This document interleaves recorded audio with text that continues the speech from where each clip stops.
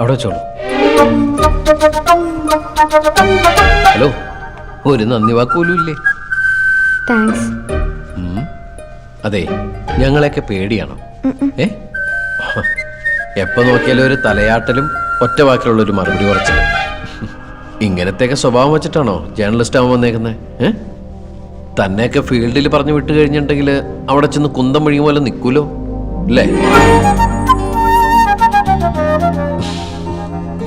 ഒന്ന് റാഗ് ചെയ്ത് നോക്കിയതാ ഏറ്റവും.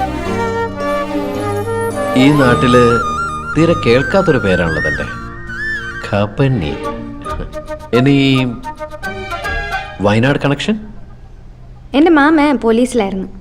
വയനാട്ടിൽ മാറ്റം കിട്ടിപ്പോയപ്പോഴാണ് ഞാൻ ജനിച്ചത്. അമ്മ അച്ഛൻ ഒരുപാട് പേരുകളൊക്കെ നോക്കി, ഒന്നും പിടിച്ചില്ല. അപ്പോഴാണ് മാമ അവധിക്ക് വന്ന് ഈ പേര് പറയണത്. ഇവിടെ ഒന്നും കേൾക്കാത്ത പേരായതുകൊണ്ട് ഇഷ്ടപ്പെട്ട് എനിക്കിട്ട്.